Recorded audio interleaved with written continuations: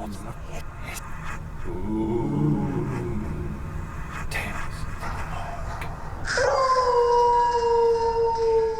a newsroom, the morgue is the collection of old notes and stories we've kept stored away. This Halloween, we have a series of stories for you. They're not creepy, but there is a mysterious disappearance at the heart of it and a connection to horror movies that you will never see coming. Here's Rob Caldwell in 1984 with The Search for the White Bird.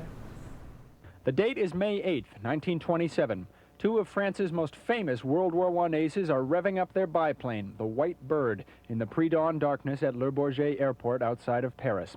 At 5:17 a.m., Charles Nungesser and Francois Coley lifted off with 40 hours of fuel, hoping to make the first non-stop flight from Paris to New York. 5 hours later, the White Bird was sighted off the coast of Ireland as it headed west across the Atlantic. Nungesser and Coley's attempted flight captured the attention of the entire world. But the excitement ran especially high here in France. Emotions hit a new peak when word came through that the White Bird had been sighted off the coast of Newfoundland. Major newspapers on both continents splashed the latest details of the flight across their front pages. The banner headline in this French newspaper proclaimed, "Nungesser and Coley have succeeded." Those reports were false, and the next day concern began to grow about the fate of the two flyers.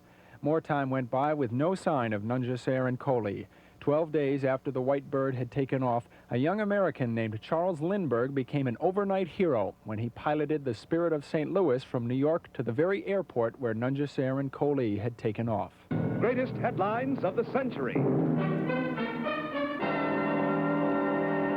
Dateline Paris, May 21st, 1927. In a moment, the story.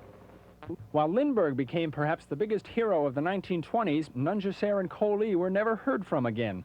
Lindbergh later wrote that the two flyers had vanished like midnight ghosts.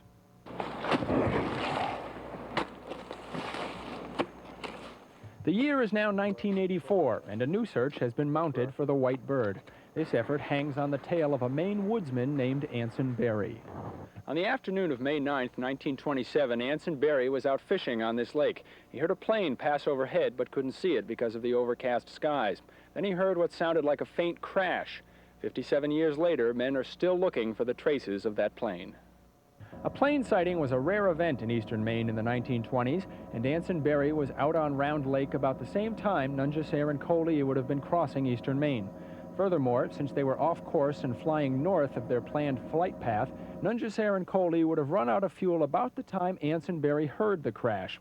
This theory was put together by Gunnar Hansen, a freelance writer who wrote an article about Anson Berry and the White Bird in Yankee magazine 4 years ago. Anson Berry, from everything I've been able to find out about him, though he wasn't a pillar of society by any means, I think even the people who disliked him have to agree that he was honest about something like that he would not make up a story. Hansen's article came to the attention of Rick Gillespie, an aviation insurance specialist who was intrigued by the mystery of Nungesser and Coley's disappearance. I thought at the time, well, someone should do something about that. But I guess that's what everybody thinks. Someone should do something about that. But it's one of those things that stay in the back of my mind and just kind of needled me. The idea of finding the plane kept on needling Gillespie, and this spring he mounted an organized search in the Round Lake Hills for the wreckage of the White Bird. We'll look into that search, known as Project Midnight Ghost, in part 2 of our series tomorrow night. In the Round Lake Hills near Wesley, Rob Caldwell, News Center. As Rob alluded to, this was a 5-part series that we produced in 1984. We'll be bringing it to you through the week, including Rob's conversation with the granddaughter of one of the French pilots. But we also want to address something else. The man in that story who wrote the article that spurred new interest in searching for the White Bird, his name, Gunnar Hansen. And if that name sticks out to you or means you're a horror movie fan, here's why. Gunnar Hansen played Leatherface in the original Texas Chainsaw Massacre. We love a good mystery here. Yeah, can't wait for tomorrow. Yes, all week.